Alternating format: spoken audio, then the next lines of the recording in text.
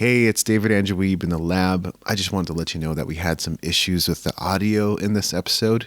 You can hear Jason clearly. Me, on the other hand, I seem to cut out here and there. So I encourage you to refer to the show notes on musicentrepreneurhq.com. And this is also a lesson for me to record audio on my end and not rely on programs like Zoom to handle it on my behalf. So anyway, enjoy this episode.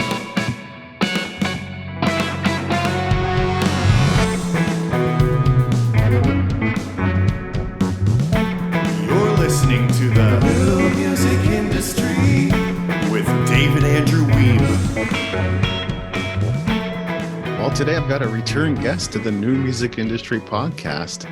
It's SubmitHub founder Jason Grishkoff. How are you today, Jason? I'm alive. It's hinting at summer here in South Africa, and I think the last time we chatted was 2 years ago, May 2020. Yeah, and so COVID was just kicking in. Alcohol was banned where I was, and That's right. I recall making a joke that maybe by 2023 things will be back to normal, and I was totally kidding, but I think I was right. Yeah, I was just listening to that myself a little earlier, and turns out to be quite prophetic that we're moving into kind of a post-pandemic world. Oh man, because what you were trying to go to Austin City something. I wanted to go to the DIY musician conference. Yeah. And is that happening this year? I'm pretty sure it is. I think they may have even done it this year. I know things have been going on. I'm not ready yet. I need time. Yeah. 2023, I might go to South by Southwest, maybe. Very cool. I'm waiting for things to calm down a little bit. I mean, there's war, there's civil unrest, depending on where you go. That's just normal. Crazy. That's the everyday. That's just normal par for the course. That's true. You make a good point. Yeah, when wasn't there war? Yeah, when wasn't there war? Almost never. In our last conversation, we got to talk about SubmitHub and yourself and Indie Shuffle. And today we'll be touching on what's new with SubmitHub, hopefully what's new with you. But since our last interview was at the start of the pandemic, I wanted to see how you've been doing in the post-pandemic world. The pandemic was a very productive time. Coming out of the pandemic, well, it was in a digital space. So a lot of musicians released music that they'd been stewing on or just never had time to finish. A lot of hobbyist musicians took the plunge, decided maybe it wasn't for them. And it also meant that I had a lot of time to develop and code and make things better. So a lot has changed with SubmitHub over the 2.5 years. Geez. And and with me, not too much is different. My kids are a bit older now, which means I get a bit more free time. But I still have myself in a situation where I can spend the majority of my workday coding, which is still, I think, where I can put the most value back into SubmitHub. So that's led to some pretty cool advancements since we last chatted. That's fantastic. Yeah, we're going to touch on as much as we can. I've enjoyed this period of productivity as well, even having gone through a bit of a burnout. I think it was end of 2020, beginning of 2021-ish. And that was from high caffeine consumption in too many consecutive days. That apparently wears down your adrenals. And at some point you can have a bit of a self-induced panic attack. Jeez, so that's right, no good. Okay. Don't do that. Fair warning. Thank you. So, I mean, in terms of new things, I've been checking out your website in the last couple of weeks. It's possible it's been this way for a little while now, but you kind of adopted a bit of a dark theme. It's got a IRC chat sort of vibe. Would that be kind of an accurate way of describing it? Well, both of those did exist. So the first one is night mode, but what's probably happened is that your computer might be newer and you might have automatic day-night type of stuff in there. So I can detect if your computer supports day-night, and most modern Macs do, most modern PCs, most modern computers do. And what happens is that the Chrome browser or Safari or whatever you're using now has this interface that will tell me if you prefer your theme to be dark at night. And if you do, magic, night mode. You can also toggle between the two in the top right. You can hover over, you can switch day-night, and you can also set it up to automatically change for you at sunrise and sunset. So for me, I use day mode during the day and night mode at night, and it just magically happens based on my time zone and location. So that's kind of a cool one. Gotcha. I know Derek Sever set up something similar with his website. So if Derek's doing it, then you know that a lot of people are into it. Yeah, night mode's where it's at. You're either hardcore one or the other, I found. Most of the people who use night mode on SubmitHub could never dream of switching back to day mode. Yes. But personally, I like it. At daytime, I like a little bit of light. And at nighttime, when it's dark, I want to bring everything down on my screen. So it works. Also switching between the coding terminal, which is dark. It's just a lot easier on the eyes. So yeah, that's a pretty cool one. That's the coolest feature I've got. There it is. Done. I sort of doubt that. That was kind of a softball for you. But we did set up a bit of a dark theme for Music Entrepreneur HQ as well. It doesn't switch between light and dark. We just went dark, period. But testing it out. I think that's safe. I think that's good. Yeah. Yeah. The numbers publicly displayed on your website are that you got over 800,000 users, over 2,800 curators, and over 29 million a day.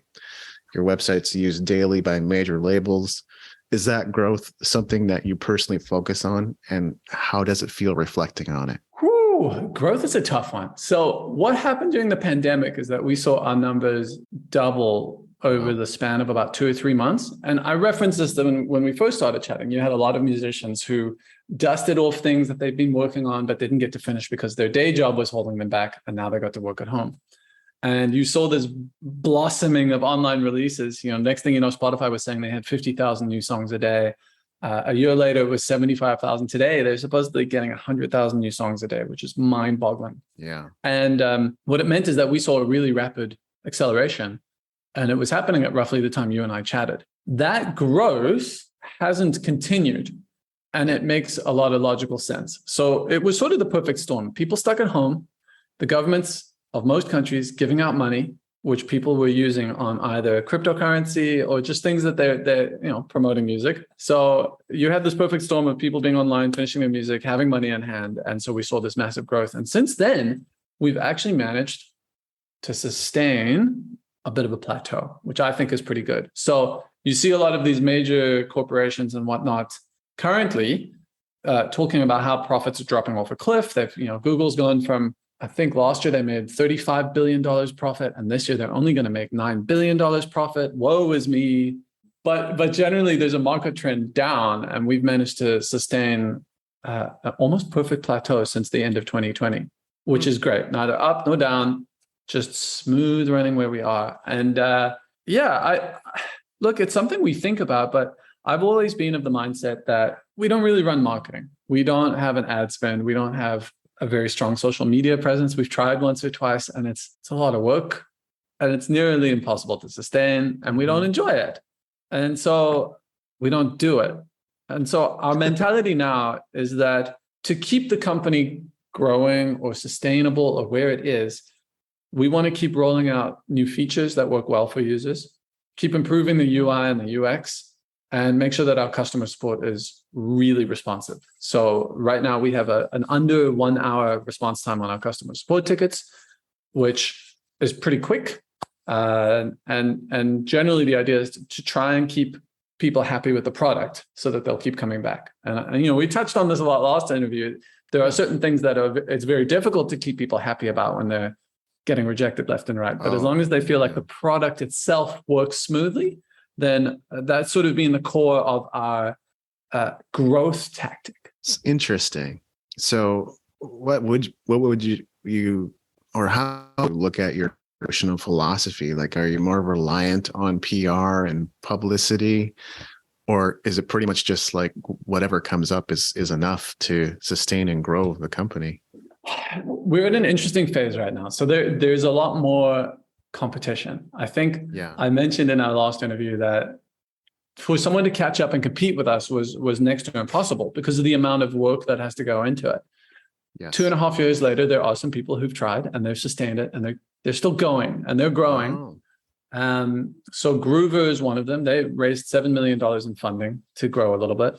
And every week, it seems, there's someone new coming up with a different strategy, trying to sort of poach the curators that we have. And we're fine with them trying out other platforms. We don't mind. At the end of the day, I want to try win them over by providing the best product out there. So, it was like an operational strategy. I don't know. We just want to, I just want to try and keep the product a few steps ahead and make sure that it's better. So yeah, that competition is coming, and there's some unique ideas out there and some general shifts in industry perception. So one example I'll give you is Muso Soup. I'm not sure if you're familiar with them. No. But Muso Soup is a submission platform where you pay a entry fee, let's call it, for your song to be listed. And then bloggers come along and they make offers for coverage. So they'll say, I'll give you 20, if you pay me $20, if you donate $20, I'll write an article about you. If you're not willing to donate, sorry, I'm not going to write an article about you, but I'll send out a tweet. And so you're seeing the rise of some alternative methods. And these models are attracting a lot of, in this specific case, journalists who feel that they deserve to be paid for the time that they're investing in writing about this content. Yeah. Again, in our last interview, we referenced sort of the demise of online advertising, and these independent outlets can't rely on that as a source of revenue anymore. No. So they're looking for other ways. And so what we've seen over probably the last year is that there's become more comfort with what I consider to be payola. Yeah. However, most of these journalists are saying it's not payola, it's just paying me for what I do. Anyway. If you wanted to cover it up in marketing lingo, you would just say sponsored content or native advertising. So I'm actually fine with it if they do. If they introduce the article and they say, this article was published as part of band name's promotional budget for their new song title. Yeah. If they do that in the intro and they disclose quite clearly, I mean, that is sort of muddy, right? You're not saying that you were paid. It's just part of the promotional campaign.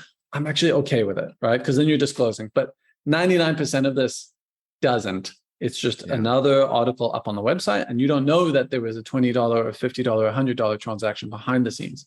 So we're actually having a lot of trouble these days trying to reconcile our philosophy, which is staunchly anti-payola, and the fact that there are some really good writers out there who feel like SubmitHub's model doesn't value their journalistic ability.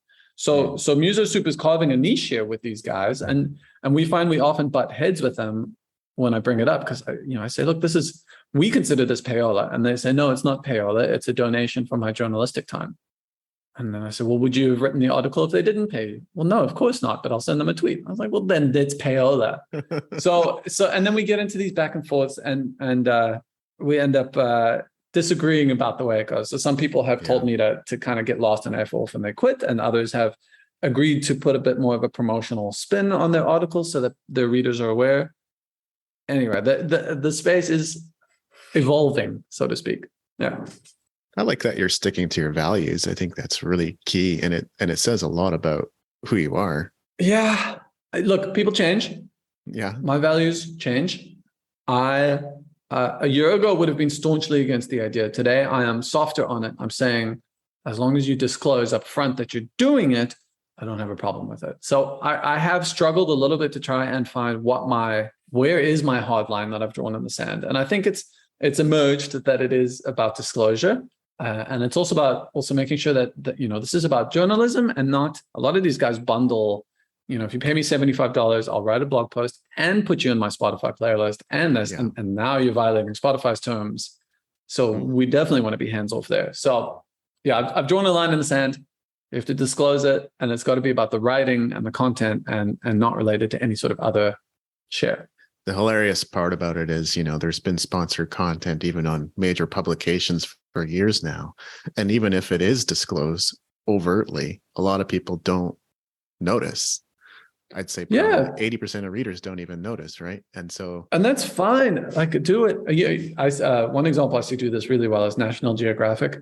Yeah. So I've recently started subscribing to them again, and you find these beautiful spreads that are themed as if they were a National Geographic spread. And like on the bottom left, it mentions, this is a Toyota ad.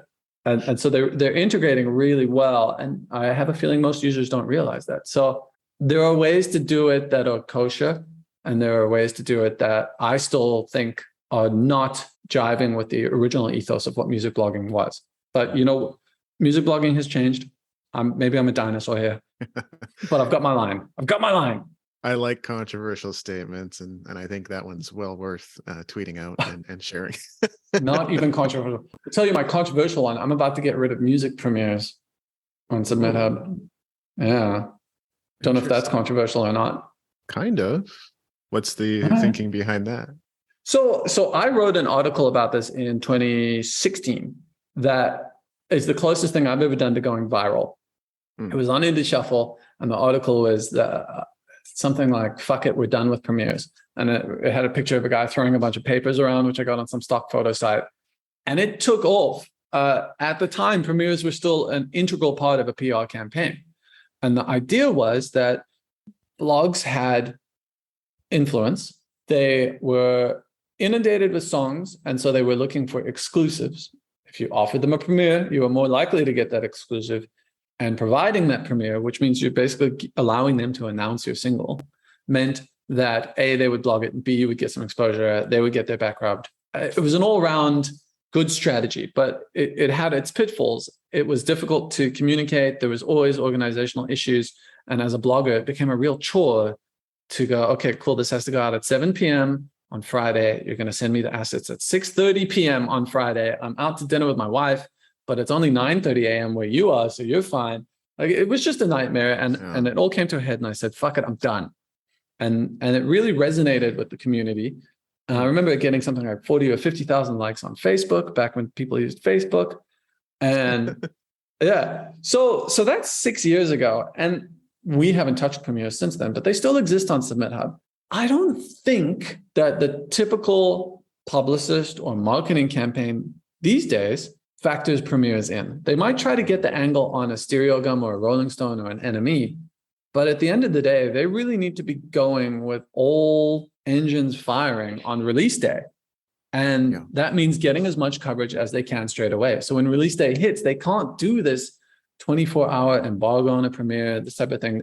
Like, they're leading up to it, they're trying to get as many Spotify placements lined up, as many, blog posts, TikTok videos, journal articles, whatever. I'm just not sure that many people are using premieres anymore. And it sounds controversial to say I'm going to get rid of it, but I actually have a feeling it's not going to be that controversial. So the option will disappear on SubmitHub. What I might be doing is something which we can get into a little bit later. Is I'm planning to roll out a SubmitHub marketplace, and it's possible that you'll just be able to buy let's not call it a premiere, but a quality piece of written journalistic content that has disclosure about its promotional ties on a blog. So I think that is something we will be selling on the marketplace, and that's a pretty big shift in. Like, my colleague Dylan is still not sure he's cool with the idea. So we'll see. It's one of those ones where I like to launch and iterate. So I'm going to put it out there and see what happens. On my list of questions for sure. So we will definitely get to it. And we can start running through some of the changes that caught my attention. Something you updated just 8 days ago is influencer price. Part of this adjustment seems to be about artists are working with high quality influencers who are getting engagement. Is there anything else behind that? 8 days ago. Which one was this? The adjustment to the influencer prices? Yes. Okay. Well, since we've chatted, we've kind of rolled out this whole influencer submission side of SubmitHub. And there has been a lot of learning through this process. So originally, we integrated TikTok and Instagram into the system. And this was largely due to customer demand. So people, similar to the reason we put Spotify, people came to us and said, blogs are cool. Can I submit to Spotify? And I went, well, I don't know much about Spotify, but let me figure it out. And that had its own learning curve. Then the same thing happened with TikTok and Instagram. And I said, okay, well, I don't know much about these, but let me figure it out. So initially, TikTok and Instagram were folded into the blog submissions. And it was a very similar format of 1, 2, or 3 credits based on their engagement. So they might say yes, they might say no. But we found that influencers had a hard time correlating their aggregate earnings with their per share. So they would come in and decline 20 songs and then approve one and say, well, why am I only getting $1 for sharing this? And I would try to explain, well, it's more like you've gotten $20 because you don't have to say yes to all of that. It wasn't working.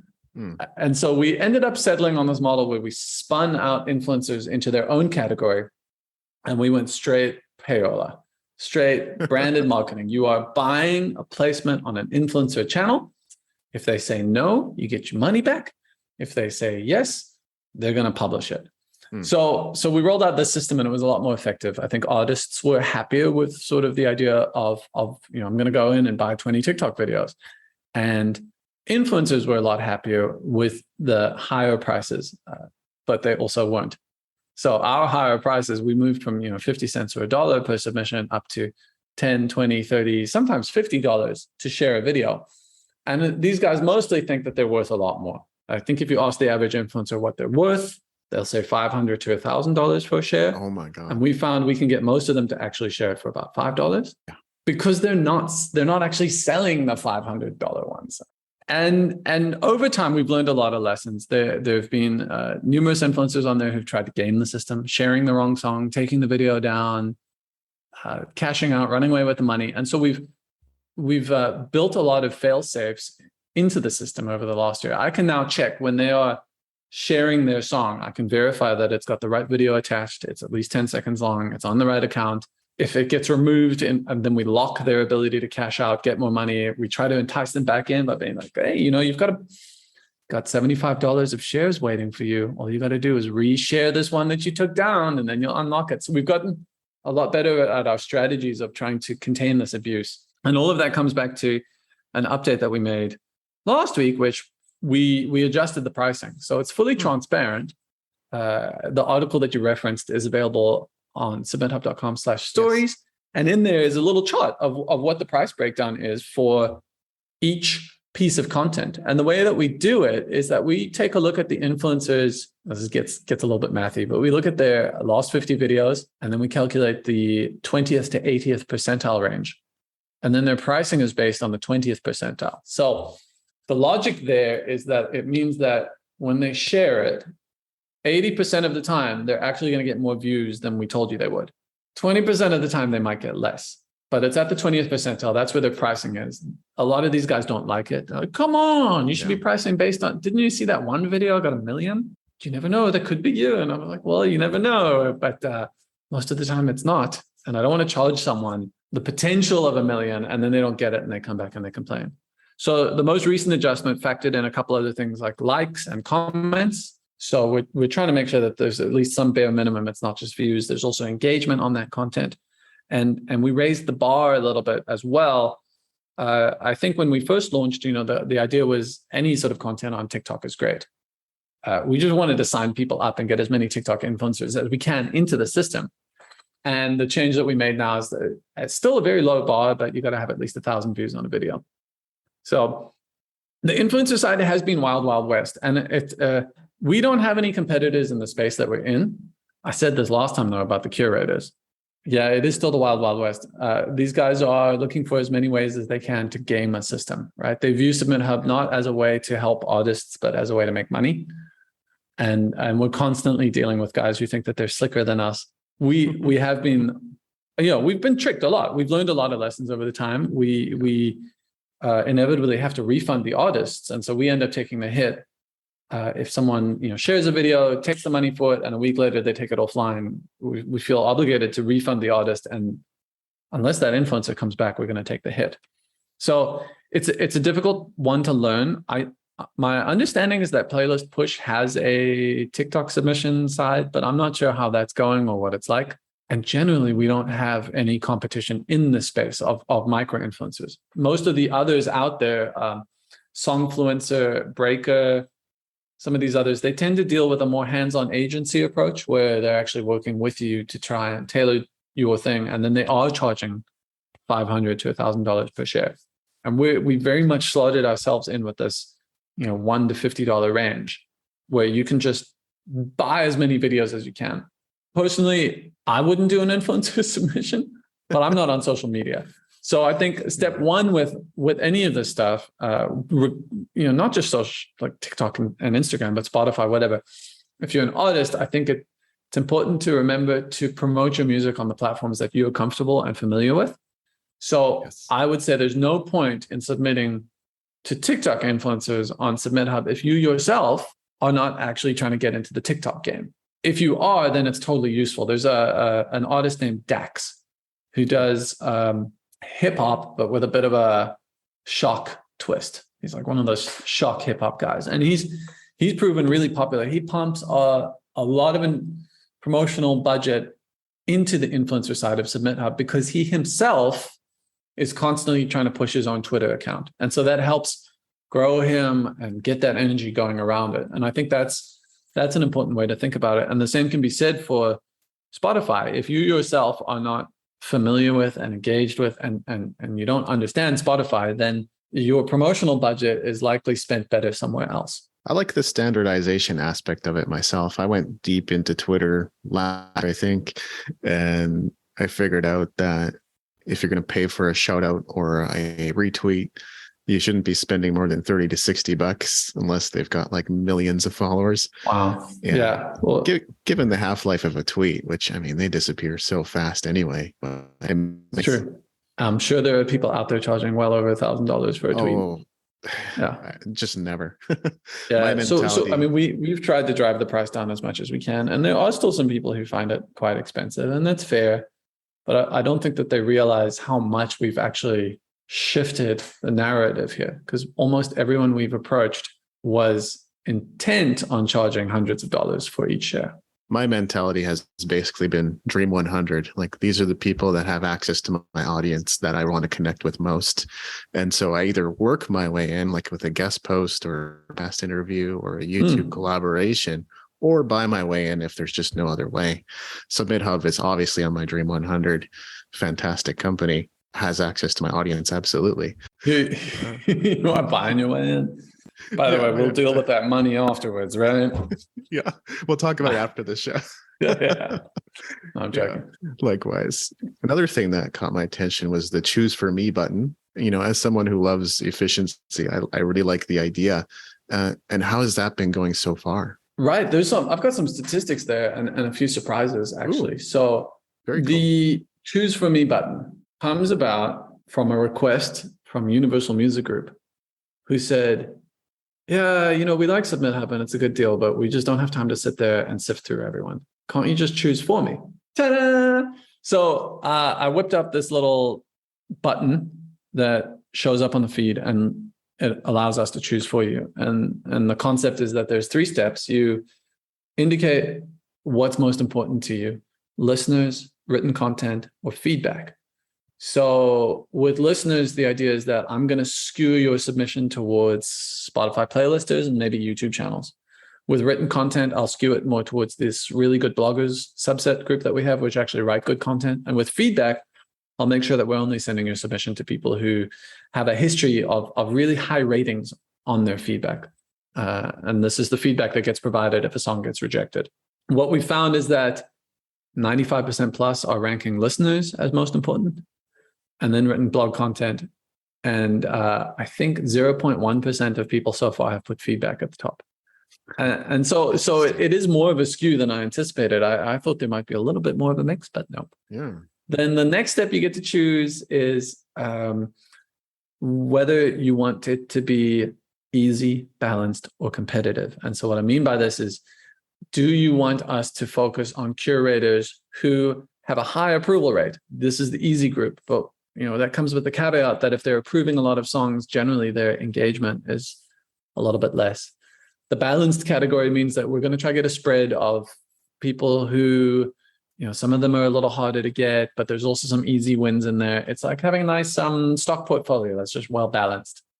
And then the competitive group is, look, we're going to focus on curators who can really push the needle as far as engagement goes.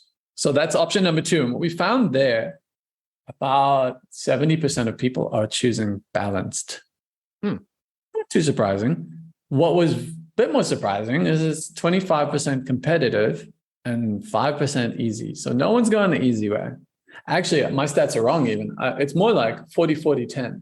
That's not 100. 50-40-10. More like 50-40-10.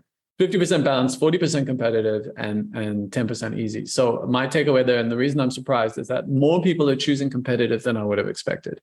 I anticipated that balanced would be where people would be going, but there's a lot more people willing to take that plunge on an understanding that they're going to have a lower average approval rate because they're targeting more competitive curators. The third step is your budget. We just ask you how much you want to spend. And then once you hit choose for me, we take the list of curators, filtered by genre, sorted by genre match, and we just start selecting them down there based on your other two filters of what you're interested in. So it's kind of automagic. It does take the step out of having to scroll through the list and choose who you want to send to. It's still a few more steps than, say, playlist push. They just ask you how much money you want to spend, and they take care of the rest. So you don't get any insight into who it's going to and what the targeting looks like. Whereas, with our system, you still actually have a chance to review that afterwards. So it's, even if you don't want to rely on that heavily, it's a good starting point to jump in there, hit choose for me, and then go from there. So we've seen about 10% of submissions are coming through with this choose for me option. And what I anticipated was that the vast majority of them would be professionals. And I was so wrong. It's 90% indies. So of that group using the choose for me, barely any of them are the people I made it for, the Universal Music Group people. So I'm like, come on, guys, I thought you were going to submit.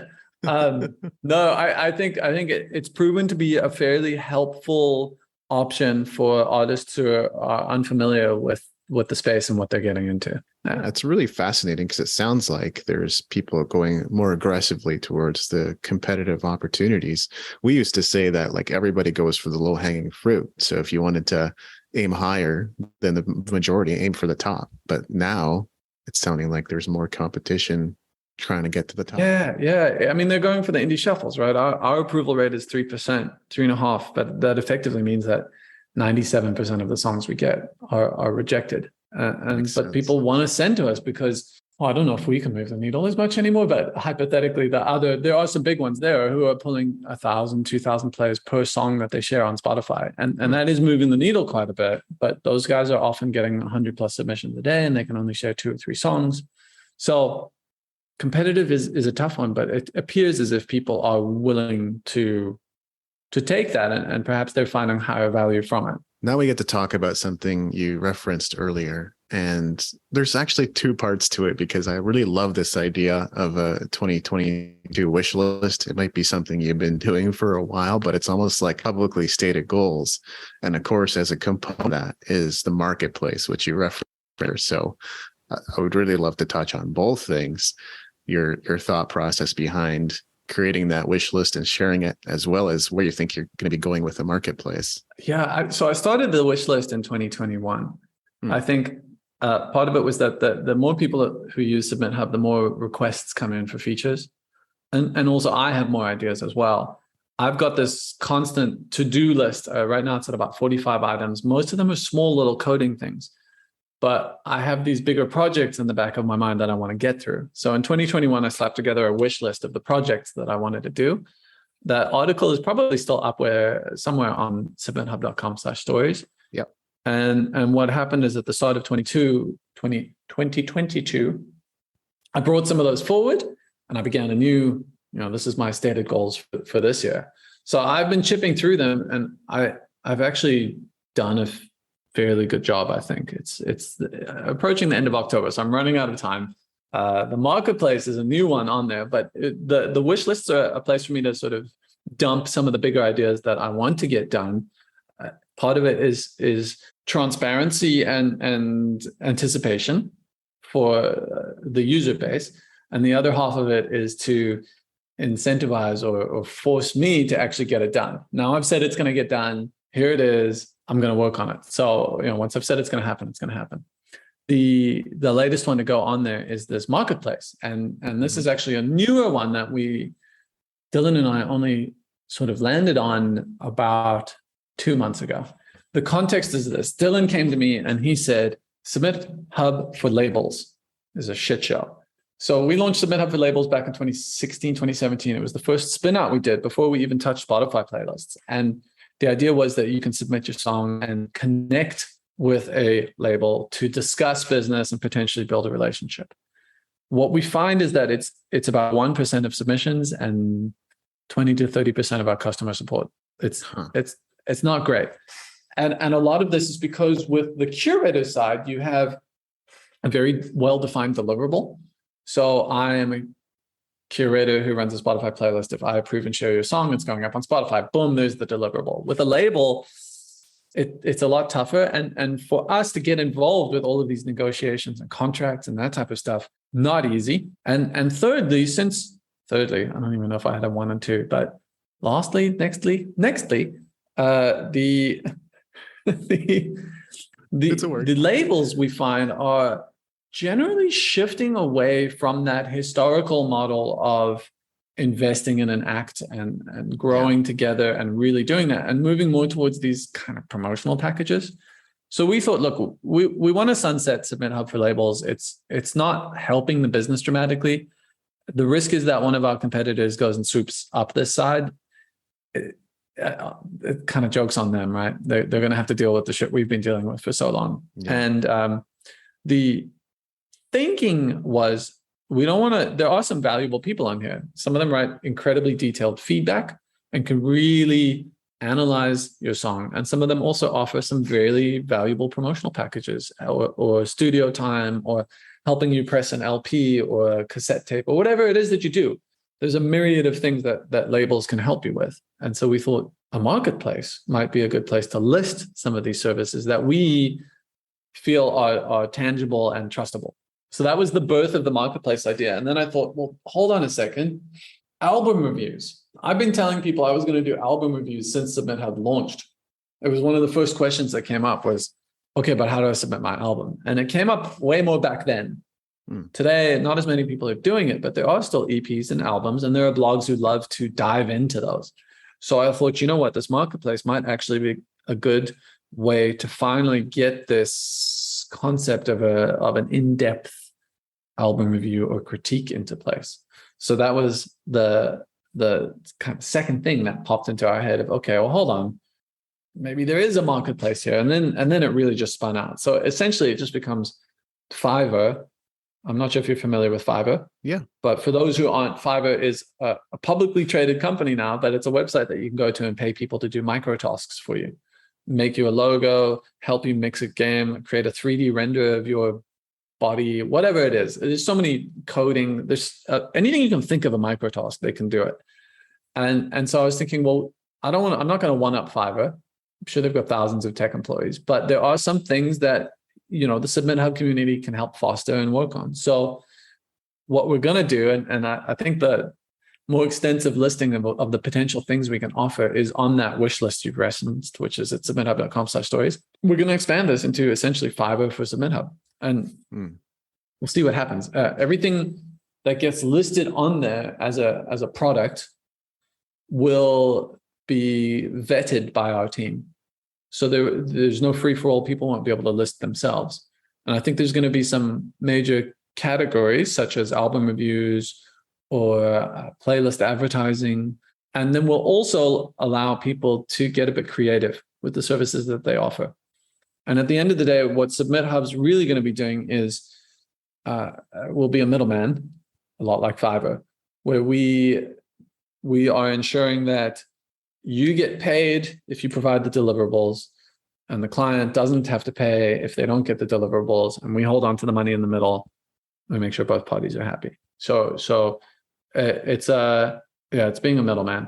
That's what we're going to do. But I think it's kind of cool, and it will help us expand to offer some other things, even touching on SoundBetter. I don't know if you're familiar with them, but no, they're owned by Spotify. It's a marketplace where you can pay for mixing and production help. So we're not going to one up them necessarily. And most of those packages are $200, $300, $400, $500. I'm thinking the services that we want to offer range between that sort of $5 and $100 range. We don't want to be getting involved in $100 plus disputes. So that's the gist of the marketplace. I'm going to start coding it next week. This week, I've got a few other things to get out of the way. I've got some really exciting updates around the corner for our Spotify listener numbers, which is also something that we are uniquely positioned for. But you didn't ask me about that, so so sad. Fiverr is crazy. It's evolved. It used to be for top $5 on a service. Yeah, graphic design or logo for me. Sometimes it was good, sometimes it was bad, sometimes it was just somewhere in between. You'd hire people and one of them would be good. And nowadays there's providers from all over the place, all across the world at different price points. So Yeah. if you need to hire a native English speaker, you can do that. Okay, with something that could end up being sub quality, you can hire someone from another country. Yeah, their music section alone on Fiverr is intimidating. I had this idea, and then I went to Fiverr, and I was thinking, oh man, there are so many more things you can do in this space that I hadn't thought about. Soundtracking, commercials, editing video, audio into video. Like, wow, this is crazy. So I'm going to start small and see where it goes. It might not work out. You never know, right? But what it means is that we've hit a point where most of the other parts of SubmitHub are running smoothly enough that I can actually focus on potentially a whole new angle. I had thoughts of an entire experiment where I just pay for it and market a release that's sequence. I'm not allowed to use anything but Fiverr and the things they create for me. And if you get that set up on SubmitHub, I might try it there instead. Yeah. You can do your album artwork, your lyrics, your EPK, lyric video, music video. Yeah. Your Instagram advertising. I know. So it's quite a popular method that people use to promote their music. Is Instagram advertising, but it's got a high barrier to entry, I think. So if you can just pay someone to set that up for you and run it, pretty cool. So, well, I'll touch on one thing anyway, but I should ask, is there anything else new about SubmitHub that you're excited to share right now? Yeah, I mean, the one I just referenced now is the Spotify data. So we launched Spotify submissions in 2017, and shortly thereafter, Ari Herstand wrote a scathing article about the fact that we were charging people based on how many followers a playlist had.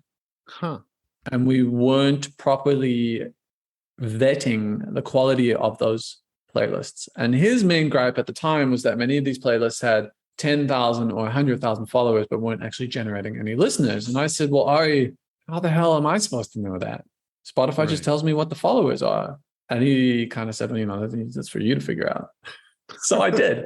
I figured it out. After a lot of kicking around and whatnot, the solution I landed on was to let artists share their insights with us. So about 3 weeks after an artist has been shared on a playlist, we reach out to them. We offer them some credits in exchange for them letting us know how many listeners they got from that playlist. And the net result is that today, I think we've got close to 1 million data points after 5 years. It's a lot. We have a lot of information powering the numbers behind our estimates for how many listeners a playlist gets. And this isn't something that Spotify makes available. And, Chartmetric attempted to do this. They don't show it anymore. I know that Groover keeps talking about wanting to do it, but they're not doing it. At this point, I think we're the only ones who you can reliably go to get these types of estimates. And there have been some drawbacks to it. So I mentioned that after 3 weeks, we ask them for their numbers. And what that means is that we have a 3-week delay on the listener numbers for all of our playlists. It doesn't sound like a lot, but it'd be much better to have 24-hour snapshots and actually tell you yesterday, this playlist got 8 listeners per song type of thing. Or if you're at position 5, you're going to expect this many listeners. Or if you're at position of 15, this many. I've got that data now. I've been chatting about it in our bloggers chat room. You mentioned these sort of IRC chat rooms, but the gist of it is that we're going to be getting more real-time data from Spotify artists, and that should allow us to get some snapshots. So we've partnered up with some larger companies who have broader access to data, who are willing to share it with us in exchange for some back scratching, and that'll just fill in nicely. So that's one thing I'm quite excited about, and should be rolling out. And no one's really going to notice, but it just means we'll have much more accurate stats. And it's all about expectation setting and making sure that we're letting people know how many listeners a playlist has.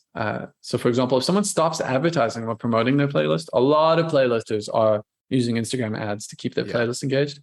If someone stops, we have a 3-week delay where we can't actually tell that they stopped.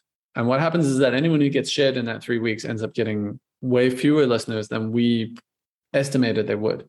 With this new change, we'll probably be able to tell within 24 hours if there's been a drop-off, and then we can measure that over time, but we can also reflect those numbers straight away. So that's a pretty cool one I'm excited about. and should see silently roll out. It's more of a back end thing. So I'll probably throw up an article about it, but I also don't want to get too. No, I probably won't throw up an article about it. Oh, come The on. people who can know about it are either in the Ari. bloggers chat room or they've made it this far in this podcast. So there you go. You got to respond to Ari, though. I'm chatting with Ari in November, late November. So by then this will all be in place. It's all part of my plan. I've been working for 5 years now to have a response to Ari. Got it. Here it is. Yeah. That's exciting. No, it's a better value, and it's cool that it's a silent rollout too. But it sounds like artists are just going to get more and more value from their playlists. So I love that. I hope so. Just more expectation setting. So at least we can tell you, like, these guys only get 5 listeners, or these guys 300, whatever. I just those stats I think are very important, because without them, you're sort of shooting in the dark, and you don't know whether a playlist can do anything until you're on it. Well, last time you were on, we did the section of the podcast lovingly called "Not the Tim Ferriss" section of the podcast. So this time I mostly want to conclude with, you got your 2022 wish list, and I'm sure you're keeping busy, but do you have any other goals or anything specific you're excited about for 2022 and 2023? No, nothing too major in life. We're trying to spend a lot more time with family and see family, which is, I think, just the phase of life I'm heading into with 2 kids. The website, I think, the marketplace will be one of the focuses that we have for the next 6 months or so. But there's a good chance that I'm going to get into distribution in some way. It seems like a natural segue. We've got the artists, right? And I think we can maybe offer something that is a step above or differentiates us from some of the other distributors. But it's also possible we'll actually end up partnering with a distributor and doing something under that umbrella. We've been in close chats with a number of them, and of course that's also where the Spotify data is coming from. So we're getting buddy with a number of distributors, and so either we will integrate with one of them or something might happen. I don't know. I can't predict the future entirely, but there's a huge business overlap from a broader standpoint. They're very interested in SubmitHub's user base, which is independent artists releasing music, and so it just seems like there's a natural synergy to get corporate. So that's one potential direction. Otherwise, we might just keep having fun with it. That's sort of the point of it. We enjoy running this as a lifestyle business. There's 5 of us full-time on it now, and a few others helping with customer support. And for us, it's that flexibility that we really enjoy. To be able to, I make sure everyone on my team has this flexibility as well. I don't mind when you work, how long you work, as long as the work you're getting done is good. And so we all enjoy that flexibility. And that is one of the risks of heading too corporate. We have like a no meeting philosophy at the business. We don't do meetings. So it's nice. It's nice this way. It's everything I left Google for. So I don't want to ruin that. Yeah. I hear that. No, it's a big part of philosophy as well. Been working home since 2016. Sure, been some roller coaster rides laid, but freedom's my number one value. I just can't really give that up. Yeah, no, it's an important one. So in all likelihood, 2023 will just continue the way 2022 did, with just a lot of improvements going out on the website. And of course, there'll be more and more competition. They're getting more serious. Yeah. Yeah. Well, where it goes, but we'll definitely keep an eye and see how things develop. Thanks so much for your time, Jason. It's been great. My pleasure to be here. Thanks for having me. 2.5 more years, right? Over the years, people have said to me, DA, I really resonate with your writing. I think you should start a magazine. Well, we've been planning this for a while. It's not a magazine, but it is a print newsletter, our brand new print newsletter, Elite Players Newsletter. If you haven't had the opportunity to check it out yet, you want to go to musicentrepreneur.hq.com/elite newsletter. That's ELITE newsletter. You get 4 incredible bonuses just for signing up to receive the first 2 issues, including 4 group Q&A and coaching sessions, members-only audios, a lifetime subscription no less, my latest book, The Music Entrepreneur Companion Guide. You're going to get a physical hardcover copy, and my forthcoming book, The Renegade Musician, also a physical hardcover copy. So go to musicentrepreneurhq.com/elite newsletter to learn more about this incredible offer.